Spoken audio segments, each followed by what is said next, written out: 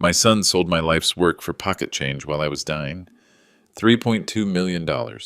That's what Jake got for my 2,000-acre ranch while I was lying in that hospital bed, hooked up to machines, fighting cancer. He walked into my room afterward, all proud, telling me he'd finally solved my financial problems. Called me a poor old farmer right to my face. I just smiled. See, Jake thought he was so smart with his Stanford MBA and his fancy tech startup. Thought his old man was just some backward rancher who didn't understand the digital economy. He had no idea what he'd just done.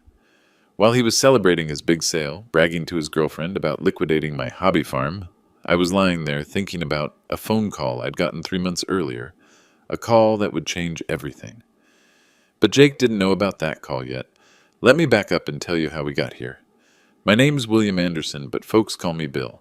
Been ranching this land in West Texas for 45 years. Bought it back in 1978 with money I saved from my first career, but we'll get to that later. 18 months ago, the doctors gave me the news. Stage 3 pancreatic cancer. The kind that makes you start thinking about what you're leaving behind. My son Jake was 31 then, running some artificial intelligence startup in Austin called Tech Vision Solutions. Always been the ambitious type, that boy. Got his MBA from Stanford, wore those expensive suits, drove a white Tesla Cybertruck that cost more than most people's houses. When I told him about the diagnosis, you know what his first question was? Not, "How are you feeling, Dad?" Not, "What can I do to help?" It was, "Have you thought about your estate planning?" Jake started visiting more after that, but not for the reasons you'd think. Every time he came out to the ranch, he'd walk around shaking his head, looking at my cattle like they were some kind of museum exhibit, making comments about inefficient land use and obsolete business models. One Saturday in February, he brought his girlfriend Emma out to meet me. Pretty girl works in marketing for some tech company. They're sitting at my kitchen table while I'm making coffee, and I hear Emma whisper to Jake, "This place is so rustic." Jake laughs. That's one word for it. Dad's been stuck in 1975 his whole life. Cattle ranching in 2024? Really? I kept pouring that coffee like I didn't hear them, but the worst conversation happened in March, right after I'd gotten back from another round of chemo. I was weak, sitting in my old recliner, when Jake starts in on me again. "Dad, we need to talk about reality here. This ranch isn't making money. You're spending more on feed and maintenance than you're bringing in, and with your medical bills piling up." He pulled out his phone, started showing me spreadsheets. I ran the numbers. 2,000 acres, decent grazing land, close enough to the highway for development potential. We could probably get 3, maybe 3.5 million. This is my home, Jake. It's a business, Dad. A failing business. Look, I know this is emotional, but sometimes you have to make hard decisions. My startup needs capital for our Series A funding round. I need 4 million to really make this thing take off. That's when it clicked. This wasn't about helping his sick father. This was about Jake needing money for his big tech dreams. "What if I said no?" I asked him. Jake got that look. The same look he used to get as a kid when he didn't get his way. "Dad, with all due respect, you're not exactly in a position to manage a ranch anymore. The medical expenses alone are going to eat up whatever savings you have. At least this way you'll have something left for whatever time you have remaining." Whatever time I have remaining. My own son talking to me like I was already dead. But here's what Jake didn't know. While he was looking at my ranch and seeing a failing business, I was looking at reports that told a very different story. Reports I'd commissioned from Patterson and Associates, a geological surveying firm out of Houston. See, 6 months earlier, my neighbor, Tom Wilson, struck oil on his property. Nothing huge, but enough to get the drilling companies interested in our area. And when you've been around as long as I have, you start asking questions. Questions like, if Tom found oil on his land, what might be under mine? So I hired Patterson and Associates to do a private survey. Cost me $30,000 I couldn't really afford. But sometimes you have to spend money to make money. The results came back in January. 85 million barrels of recoverable reserves sitting right under my grazing land. I kept that report in my desk drawer and didn't tell a soul. While Jake was pressuring me to sell my worthless hobby farm, I was having very different conversations with very different people. People from Houston, people from Dallas, people who understood what 85 million barrels really means.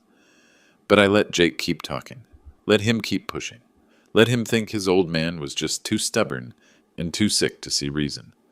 Because sometimes the best lessons are the ones that cost the most. Jake finally wore me down in late March, or at least he thought he did. I signed the papers, transferred the surface rights to the property for $3.2 million. What Jake didn't notice, because he was too busy celebrating his big victory, was a little clause in that deed. A clause that said mineral rights were specifically retained by the seller. But hey, what would an old farmer know about legal technicalities, right? The worst part came 3 days after the sale closed. I was back in the hospital for another round of treatment, and Jake came to visit. Brought Emma with him this time, and they were both in such good moods. Jake had that glow people get when they think they've just made the smartest decision of their lives. "Dad, I've got some great news," Jake said, pulling up a chair next to my bed. "The ranch sale went through perfectly. After paying off your medical debts and the mortgage, you're walking away with $2.8 million. That should be more than enough for whatever you need. Whatever I need." There's that phrase again. "I'm proud of you for making the tough choice," Emma added, squeezing my hand like she was comforting a child. "It takes real strength to let go of the past." Let go of the past. These kids had no idea what they were talking about. But then Jake's phone rang. He looked at the caller ID and his face lit up. "Oh, this is perfect timing. Dad, this is my lead investor. Do you mind if I take this?" I want to tell him the good news. Before I could answer, Jake had already swiped to accept the call and put it on speaker, right there in my hospital room. "David, great to hear from you, man. Jake, please tell me you've got some positive updates on your funding situation." "Actually, I do. Remember how I mentioned my family situation was complicating our timeline? Well, that's all resolved now." Emma was grinning, giving Jake a thumbs up. "My old man finally agreed to liquidate his little hobby farm," Jake continued, and I could hear the satisfaction in his voice. $3.2 million for 2,000 acres of Texas grazing land. Not bad for property that barely breaks even, right? The investor laughed. "Smart move. Agricultural real estate is such a sunset industry anyway. Better to convert those assets into something with real growth potential." Exactly what I told him. Sometimes you have to help family members see the bigger picture, even when they're emotionally attached to outdated business models. I was laying there, listening to my son discuss my life's work like it was some failed investment he'd finally managed to unload. But it got worse.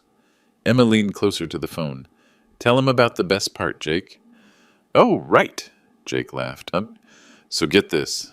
My dad spent 45 years thinking he was building some kind of cattle empire. 2,000 acres of prime grazing land that was losing money every year. The man literally thought he was sitting on a gold mine. They were all laughing now. My son, his girlfriend, and his investor all having a good chuckle about the dumb old rancher who didn't understand modern economics. "Well," the investor said, "at least he'll stop embarrassing you at those networking events." "God, you remember that?" Jake groaned. "When he showed up to the Austin Tech Awards in his cowboy boots and started talking to everyone about cattle futures?" "Classic," the investor replied. "Nothing says disruptive innovation like your dad asking the venture capitalists if they've ever seen a real bull." More laughter. "But seriously," Jake's voice got more businesslike, "this solves our immediate funding gap. I can personally invest $2.5 million into the Series A round. Shows commitment, gives us more leverage with other investors. Smart thinking. Sometimes you have to cut dead weight, even if it's family. Even if it's family. My own son agreeing that I was dead weight. Emma noticed I hadn't said anything during the entire call. "Are you okay, Mr. Anderson?" "You look a little pale." I reached over to my bedside table and pulled out the leather journal I'd been keeping since my diagnosis. Started writing something down while Jake finished his call. "What are you writing, Dad?" Jake asked after he hung up. "Just some thoughts," I said, still smiling that same calm smile. "You know how us old farmers like to keep track of things." "Well, I hope you're writing about how proud you are," Emma said. "Jake really saved your financial future today." "Oh, I'm writing about the future, all right." Jake looked at Emma, then back at me. Something in my tone must have caught his attention. "Dad, you're not having second thoughts about the sale, are you?" "Because legally, everything's already finalized. The new owners take possession next month. No second thoughts at all, son. I think everything worked out exactly the way it was supposed to." I closed my journal and set it back on the table. "In fact, I think you're going to learn something very valuable from all this." "Learn what?" I looked at Jake, then at Emma, then back at my son. These two young people who thought they had the whole world figured out. That there's a difference between being smart and being wise. And sometimes the most expensive lessons are the ones that teach you that difference. Jake laughed nervously. Dad, you're being weird. Are the pain meds making you say strange things? I've never been more clear-headed in my life, Jake. But I didn't say anything else. Just lay back in that hospital bed, watching them exchange confused glances, wondering what the crazy old farmer meant. They'd find out soon enough. 3 days later, I was discharged from the hospital. The doctor said the treatment was going better than expected. Funny how getting good news about your health can sharpen your focus on everything else. My first stop wasn't home. It was the law office of Dorothy Miller, who'd been handling my legal affairs for 30 years. Dorothy was one of the few people who knew all my business, going back to the early days. Bill, she said, looking up from her desk when I walked in, you look better than I expected. Clean living, I told her, settling into the leather chair across from her desk. Dorothy had already pulled my file. All the paperwork from the ranch sale was spread out in front of her, along with some other documents Jake had never seen. I assume you're here about the mineral rights situation? I am. And you want to know your options? I leaned back in that chair, thinking about Jake's phone call, about him calling my ranch a hobby farm, and me dead weight. Dorothy, let me ask you something. If someone betrays your trust, takes advantage of your illness, and publicly humiliates you, what would you do? Legally speaking, sue them for elder abuse and fraud. But what would you do? Dorothy had known me since Jake was in diapers. She understood the question I was really asking. I'd make sure they learned a lesson they'd never forget. I nodded. That's what I thought you'd say. Dorothy pulled out a manila folder that was thicker than the ranch sale documents. Inside were geological surveys, mineral rights assessments, and correspondence with 3 different oil companies. The Patterson and Associates report confirms 85 million barrels of recoverable reserves, she said, flipping through the papers. Current market price for West Texas Intermediate crude is running about $82 per barrel. I did the math in my head. That's about $7 billion in the ground. Minus extraction costs, royalty payments, and taxes, yes. But Bill, there's something else. She pulled out a contract with the ExxonMobil letterhead. They want a 30-year drilling lease. Standard terms would give you an 18% royalty on all extracted oil. Based on their production estimates, that's $2.8 billion over the life of the lease. $2.8 billion. Jake had sold what he thought was a $3.2 million ranch. The mineral rights I'd retained were worth nearly 1,000 times more than what he'd gotten for the surface land. When can we sign? I asked. That's up to you. ExxonMobil is ready to move forward immediately. They've been waiting for your decision since March. I thought about that hospital room, about Jake's laughter, about his investor calling me dead weight. I want to wait. Wait for what? Jake's having a launch party for his startup in 3 months. Big event, lots of investors, lots of media. He's planning to use the ranch sale as a case study in his presentation. Dorothy raised an eyebrow. How do you know that? Because he told me. Right there in the hospital. Said it was a perfect example of helping family transition from legacy industries to modern wealth management. And I want to let him give that presentation. I want him to stand up in front of all those important people and tell them how smart he was. How he saved his poor old father from financial ruin. Bill, that's justice, Dorothy. Jake wants to use my ranch as proof of his business expertise? Fine. Let him. But he's going to learn that there's more than one kind of expertise in this world. Dorothy was quiet for a long moment. Then she started laughing. You want to wait until he's publicly committed to this narrative, then pull the rug out from under him. I want to teach my son that respect isn't something you inherit. It's something you earn. And when you don't show respect to the people who raised you, there are consequences. What if he figures it out before then? What if he realizes what he missed? I reached into my jacket pocket and pulled out a copy of the deed transfer, the one Jake had signed without reading carefully. Dorothy, my son has an MBA from Stanford. He's a tech entrepreneur. He's got access to all the same public records and geological surveys that I do. If he's too proud or too busy to do his due diligence, that's not my problem. And if he does figure it out, then he'll come to me, apologize for how he treated me, and we'll work something out as a family. But if he doesn't, I looked out the window of Dorothy's office toward the direction of my ranch. My former ranch, technically. Then sometimes the best lesson is the most expensive one. The ranch sale closed on April 15th. Jake got his $2.8 million after debts, just like he'd calculated. That same day, I sent him a gift. It was a framed photograph of the original ranch deed from 1978, the one where I'd first bought the property. I'd had it professionally matted and framed in antique oak, the kind of frame that costs more than most people spend on art. The card I included was simple. For my son who knows the value of everything and the price of nothing. Love, Dad. Jake called me that evening. Dad, I got your gift. It's nice, really thoughtful. I'm glad you like it. The frame must have cost a fortune. Are you sure you should be spending money on stuff like this right now?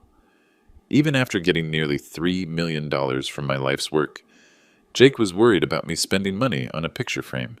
Don't worry about my finances, son. I'm doing just fine. There was a pause on the line. Dad, is everything okay? You've been acting kind of strange since the sale. Strange how? I don't know. You seem different. More confident, maybe? Like you know something I don't. I looked at that photograph sitting on my kitchen table.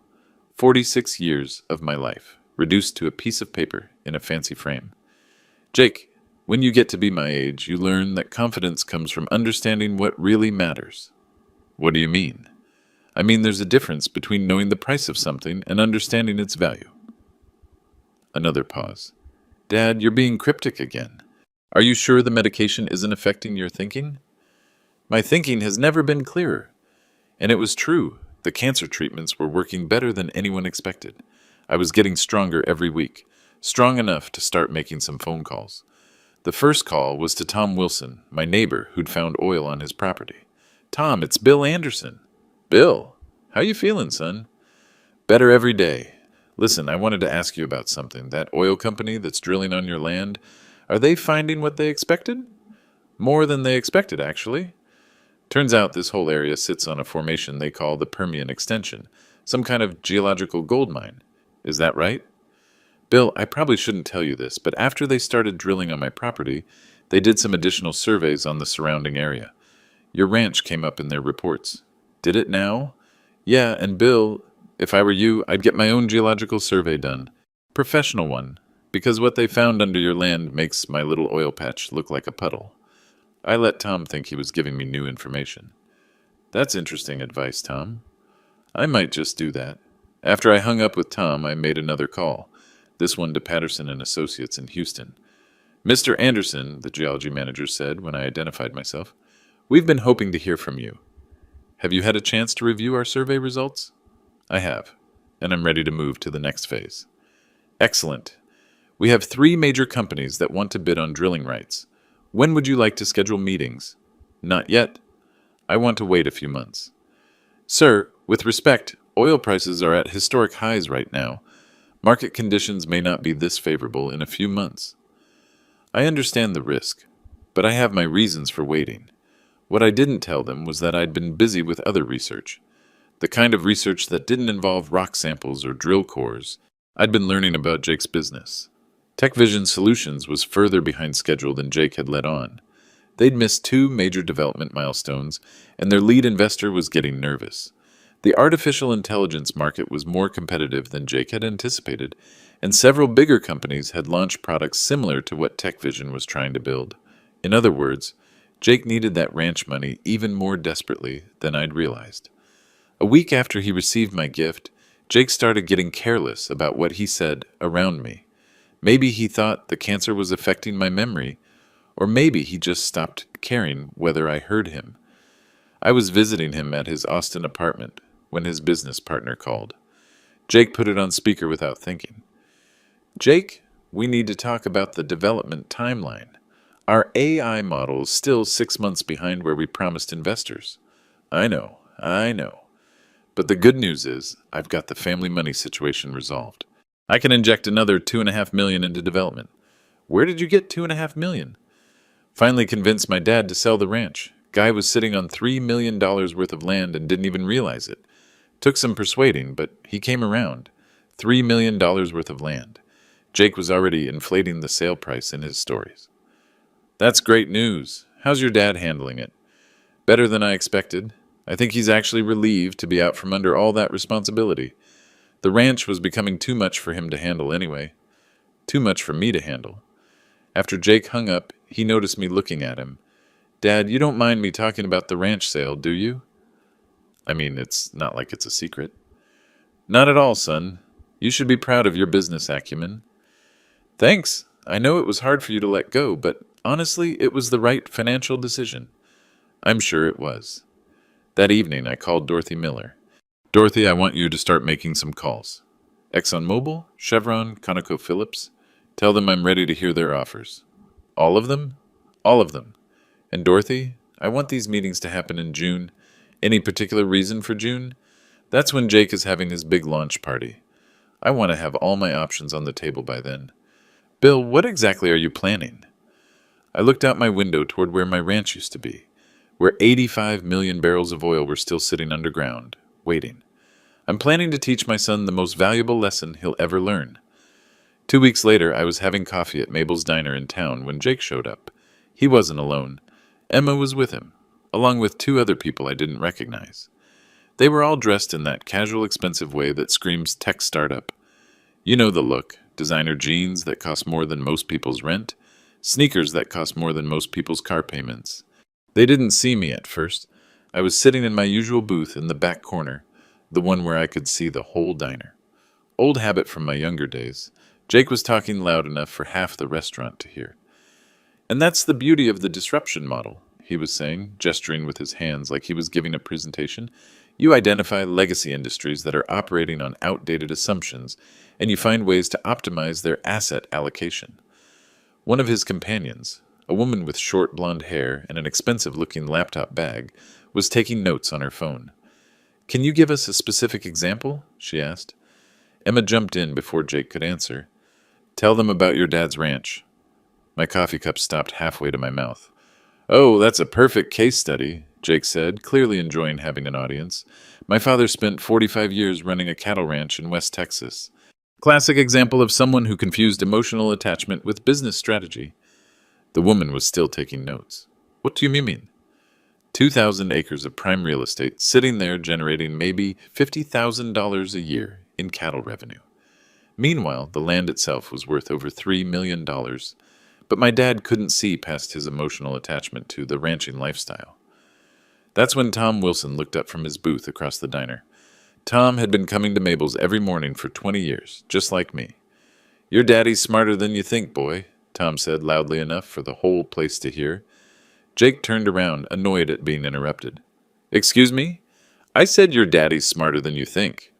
Tom stood up, all 6 feet and 4 inches of him. Tom had been a roughneck before he started ranching, and he still looked like he could handle himself. Maybe you should listen to him more instead of running your mouth about things you don't understand. Jake's face flushed red. Sir, I don't think you understand the economic realities of modern agriculture. Economic realities? Tom laughed, but it wasn't a friendly sound. Son, I've been working this land since before you were born. You want to talk about economic realities? Let me tell you about economic realities. The whole diner had gone quiet now. Even Mabel stopped wiping down the counter to listen. These old-timers just can't accept the digital economy, Jake said to his companions, but loud enough for everyone to hear. They're stuck in the past, afraid of change. That's when I stood up. Hello, Jake. My son spun around, his face going white when he saw me sitting there. Dad! How long have you been here? Long enough. I walked over to their table, nodded to his companions. You must be the Forbes journalist Emma mentioned, Sarah Johnson, right? The blonde woman looked surprised. Yes, how did you... Word travels fast in small towns. I hear you're doing a story about successful young entrepreneurs. Jake was looking back and forth between me and Tom Wilson, clearly uncomfortable with the direction this conversation was taking. Dad, maybe we should... Should what, son? Continue discussing my economic realities? Or would you prefer to talk about the phone calls I've been getting from Houston? Jake's face went even whiter. What phone calls? But I just smiled and pulled out my wallet to pay for my coffee. Tom's right about one thing, Jake. Sometimes the smartest thing you can do is listen to people who've been around longer than you have. I left a $5 tip for Mabel and walked toward the door. Dad, wait! but I was already gone. 3 days after the diner incident, Jake launched his media offensive. It started with a LinkedIn post that went viral within hours. Sometimes love means making the hard decisions for people who can't make them themselves. This week, I helped my father transition from a legacy industry, cattle ranching, to a more secure financial future. It wasn't easy. He'd spent 45 years building an emotional attachment to land that was costing him money every month. But sometimes family means having difficult conversations about reality. Family first, hashtag business strategy, hashtag modern wealth. The post got 15,000 likes in 2 days, but that was just the beginning. A week later, TechCrunch published an interview with Jake titled, "How I Helped My Father Transition from Legacy Industry." The article painted Jake as a caring son who'd saved his stubborn father from financial ruin. It's heartbreaking when you watch someone you love make decisions based on emotion rather than data, Jake was quoted as saying. My father spent decades thinking he was building some kind of cattle empire, but the numbers don't lie. He was losing money every year while sitting on millions of dollars in untapped real estate value. The article mentioned that Jake had used the family asset optimization to fund his own startup, positioning it as a win-win scenario where traditional wealth was converted into innovation capital. Emma shared the article on her Facebook page with the caption, "So proud of Jake for having the courage to make tough family decisions." Sometimes love means being the adult in the room. That post got shared 800 times. But the piece that really got my attention was the op-ed Jake published in the Austin Business Journal, Disrupting Family Tradition for Financial Reality. In it, Jake positioned himself as part of a new generation of entrepreneurs who were brave enough to challenge outdated family business models. He wrote about the emotional labor of convincing older family members to embrace evidence-based decision-making. The money quote was in the third paragraph. Sometimes you have to save people from their own nostalgia. My father would have spent his final years watching his net worth evaporate, all for the sake of preserving a lifestyle that stopped making economic sense decades ago. My final years? Jake was talking about me like I was already dead. The op-ed was picked up by 3 other business publications. Suddenly, my son was being positioned as some kind of thought leader on family wealth transition strategies. He started getting invited to speak at conferences. But Jake made one mistake in all his media coverage. He kept using specific numbers. 3.2 million for 2,000 acres. 45 years of negative cash flow. Converting legacy assets into growth capital. Every interview, every article, every social media post, Jake kept coming back to those same talking points. He was building his entire public brand around the story of how he'd saved his ignorant father from financial disaster. Which is exactly what I was waiting for. I called Dorothy Miller. "Dorothy, are you following Jake's media tour? Hard to miss it. The boys everywhere. Good. I want you to set up meetings with all 3 oil companies for next week." "All of them? All of them?" "And Dorothy, I want these meetings documented. Photos, contracts, the whole thing." "What are you planning, Bill?" "Jake wants to be a thought leader on family wealth strategies? Fine. But he's about to learn that there's more than one way to think about wealth." That evening, I did something I hadn't done since Jake was in high school. I created a LinkedIn account. My profile was simple. William Anderson, rancher, West Texas. No fancy job titles, no business school credentials, just the truth. Then I did something that would have surprised Jake if he'd been paying attention. I connected with Sarah Johnson, the Forbes journalist who'd been at the diner. She accepted my connection request within an hour. The message she sent was even faster. "Mr. Anderson, I'd love to hear your side of the story." I messaged her back. "Ms. Johnson, I think you'll find my story is more interesting than you might expect, but I'd prefer to wait until next month to tell it. There are some developments coming that will provide better context." "What kind of developments?" "The kind that tend to change people's perspectives on family wealth strategies." Sarah responded immediately. "I'm intrigued. Can you give me a hint?"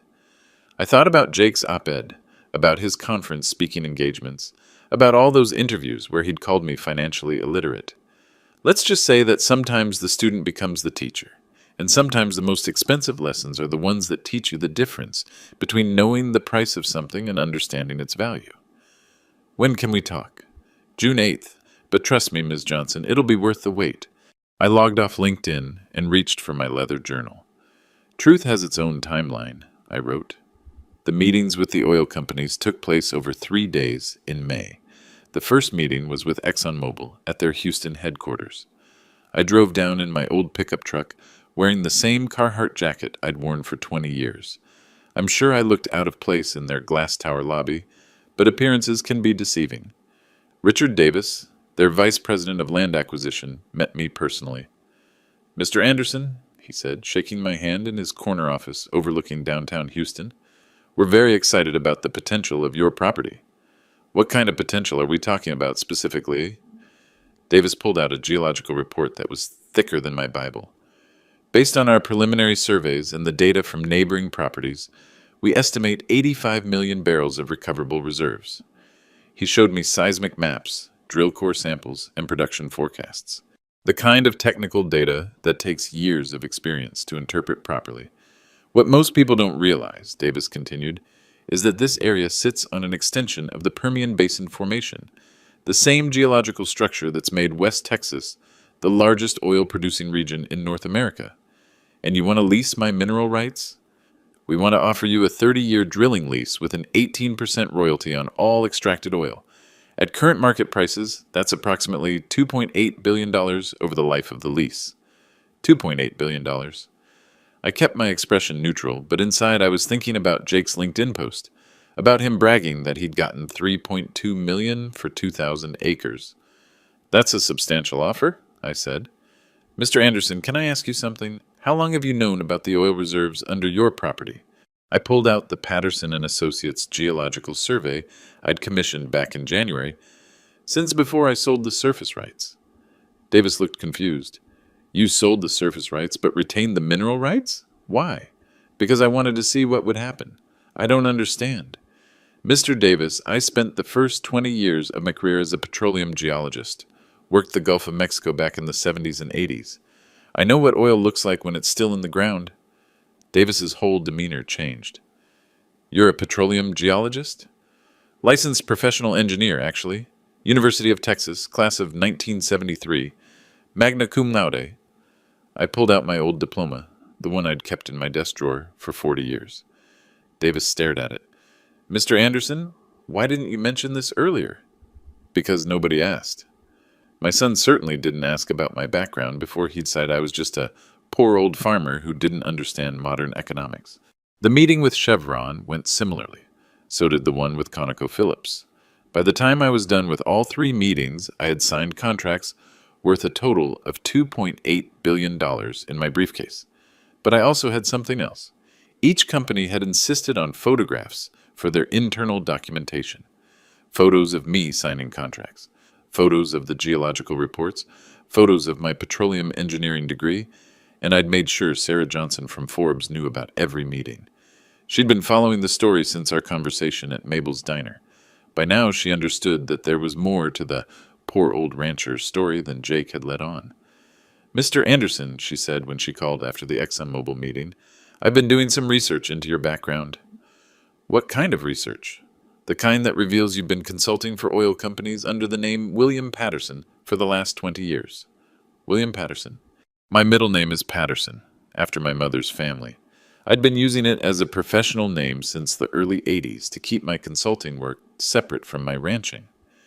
"You've earned over $2.3 million in consulting fees since 2004, Sarah continued. "You hold 6 patents related to offshore drilling technology. And according to the Texas Railroad Commission, you've been the technical advisor on 17 major oil discoveries in the last decade. Is that right? Mr. Anderson, you're not just some rancher who got lucky. You're one of the most respected petroleum geologists in Texas. Why didn't you tell your son about any of this?" I thought about Jake's TechCrunch interview, about his conference presentations, about him calling me financially illiterate in front of strangers. Because sometimes people need to learn lessons the hard way. "And what lesson is your son about to learn?" "That there's a difference between being smart and being wise. And that respect isn't something you inherit, it's something you earn." Sarah was quiet for a moment. "When are you planning to make this public?" "June 8th. That's when Jake is having his big product launch party. 200 investors, tech media, the whole Silicon Valley crowd. And I'm going to attend my son's presentation as his guest. June 8th arrived with the kind of Texas heat that makes you grateful for air conditioning. Jake's product launch party was being held at the Austin Convention Center. TechVision Solutions had rented the main ballroom, 2,000 square feet of marble floors and crystal chandeliers, the kind of space that costs more per hour than most people make in a month. I arrived at 6 o'clock, right when the cocktail reception was starting. I'd dressed for the occasion. Clean jeans, my good boots, and a white button-down shirt. Nothing fancy, but respectable. The same outfit I'd worn to Jake's college graduation. The ballroom was packed with exactly the kind of people you'd expect at a tech startup launch. Venture capitalists in expensive suits, tech journalists with their laptops and recording devices, and other entrepreneurs hoping to network their way to funding. Jake was in his element, working the room like he was born to it. He had on a navy blue suit that probably cost more than my truck, and he was carrying himself with the confidence of someone who thinks he's about to change the world. He spotted me near the registration table and came over immediately. "Dad, you made it." He seemed genuinely happy to see me, which made what was about to happen even more difficult. "I wasn't sure you'd feel up to traveling. Wouldn't miss it for the world, son." Emma appeared next to Jake, looking polished in a black dress and pearls. "Mr. Anderson, it's so good to see you looking healthy." "Thank you, Emma. I'm feeling better every day." Jake introduced me to several investors and journalists. Each time he told the same story. "This is my dad, the one I told you about. The rancher who finally saw the light about modern asset management." Everyone smiled politely and made comments about generational wisdom and difficult family decisions. I just smiled back and shook hands. At 7:30, Jake took the stage for his presentation. "Ladies and gentlemen, thank you for joining us tonight for the launch of TechVision Solutions' revolutionary artificial intelligence platform." The lights dimmed, and Jake's presentation began. Slides full of market projections, user growth charts, and revenue forecasts. The standard startup pitch deck, polished and professional. But 20 minutes into the presentation, Jake got to the slide I'd been waiting for. "Now, I want to share with you a personal case study that illustrates the broader principles of our approach to wealth optimization." The slide showed a photograph of my ranch, my former ranch. This is a story about disrupting traditional thinking and embracing data-driven decision-making, even when it challenges long-held family beliefs. Jake told the whole story: the cancer diagnosis, the failing ranch finances, the emotional resistance to change, his eventual success in convincing me to modernize my asset allocation strategy. 45 years of traditional cattle ranching had generated an average annual loss of $12,000, Jake said, clicking to a slide full of financial projections. But the underlying real estate asset was worth $3.2 million, wealth that was essentially trapped by outdated business practices. The audience was nodding along. This was exactly the kind of story they wanted to hear. Young entrepreneur saves old-fashioned father from financial ruin. The transformation took patience and careful negotiation, but ultimately we were able to convert legacy agricultural assets into growth capital for innovation. A classic win-win scenario where traditional wealth becomes the foundation for tomorrow's breakthrough technologies. Jake clicked to his next slide. From ranch to riches, lessons in modern family wealth management. That's when I stood up. I was sitting in the third row, close enough to the stage that everyone could see me clearly. Jake noticed immediately. "Oh, and I should mention, we're honored to have the subject of this case study with us tonight. My father, William Anderson." Polite applause from the audience. Jake gestured for me to stand, clearly expecting me to wave and sit back down. Instead, I raised my hand. "Jake, could I ask you a question?" Jake looked slightly confused, but nodded. "Of course, Dad. What's the current market price for West Texas Intermediate crude oil?" You could feel the energy in the room shift. That wasn't the kind of question anyone expected. Jake laughed nervously. "Dad, I don't think crude oil prices are really relevant to tonight's—" "Humor me, son. What's the current market price?" I'm not sure. Maybe $60 a barrel? $82.15 as of market close today.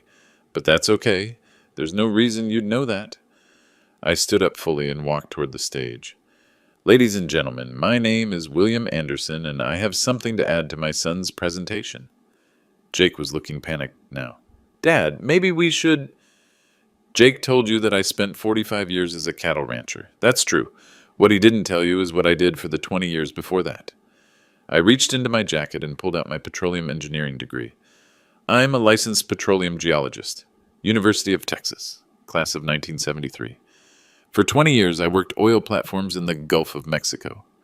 For the 20 years after that, I've been consulting for major oil companies under my middle name, William Patterson. The room had gone completely quiet.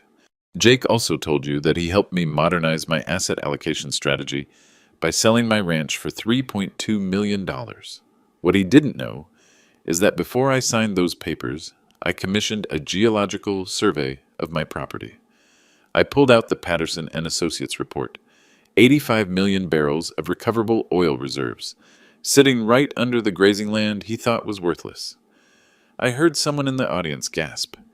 Now, Jake calculated that my ranch was losing $12,000 a year in cattle operations, but what he didn't calculate was the value of what was underground. I pulled out the ExxonMobil contract. This is a 30-year drilling lease I signed last week. 18% royalty on all extracted oil. At current market prices, that's $2.8 billion over the life of the lease. The silence in that room was deafening. Jake's face had gone white. Dad, what are you... I'm teaching you a lesson, son. The same lesson you tried to teach me about modernizing my thinking. I turned to face the audience. My son sold surface rights to a property worth $3.2 million. The mineral rights I retained are worth $2.8 billion. That's a ratio of about 1 to 900. I looked back at Jake. Now, Jake, who do you think needs to modernize their thinking about asset valuation?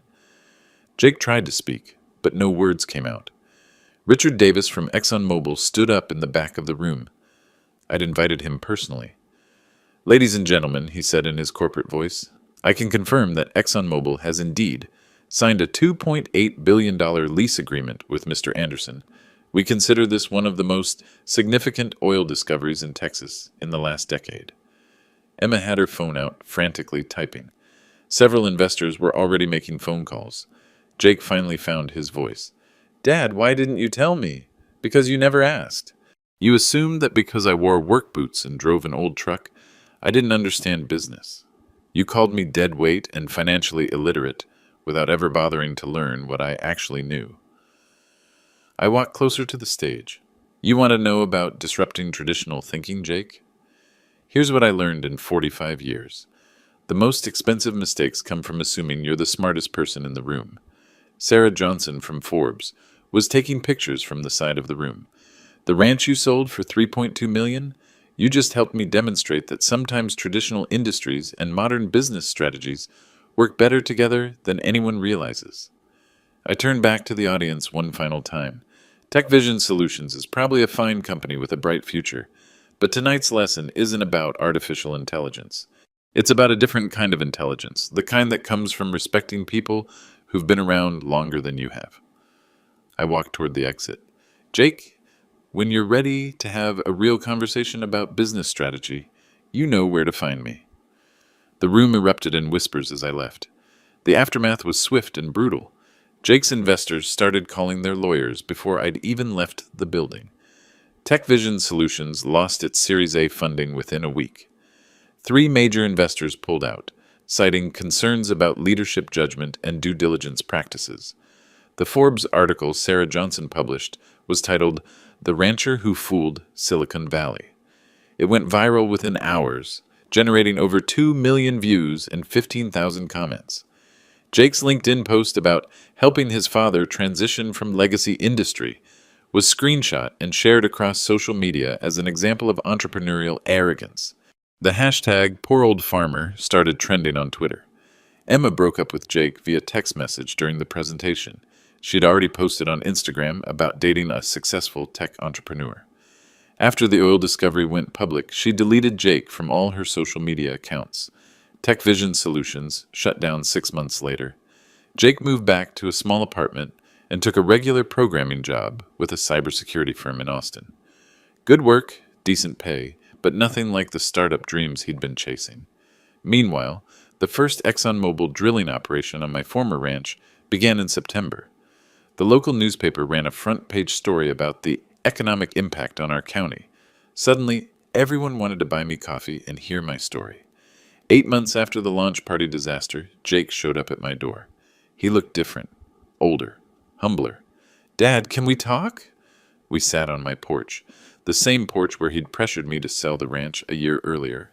"I owe you an apology," Jake said, "for everything, for not listening, for assuming I knew better, for treating you like you were just in the way." Apology accepted. "I lost everything, Dad. The startup, the investors, Emma. My reputation in the tech industry is basically ruined. And what did you learn from losing everything?" Jake was quiet for a long moment. "That there's more than one kind of intelligence. And that respect isn't about age or industry, it's about wisdom." "That's exactly right."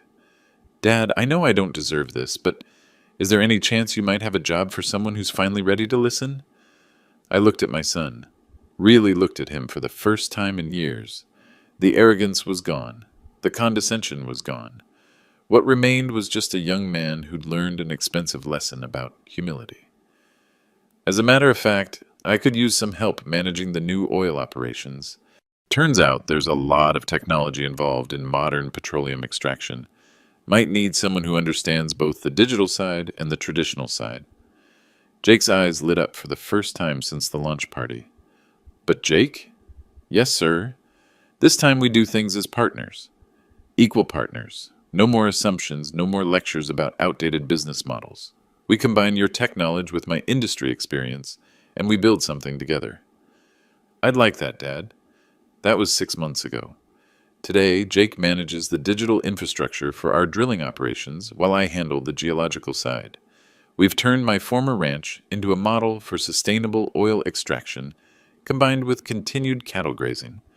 Forbes featured us again last month, this time as an example of successful intergenerational business partnership. Jake learned that respect isn't inherited, it's earned. And sometimes the most expensive lessons are the ones that teach you the difference between knowing the price of something and understanding its true value.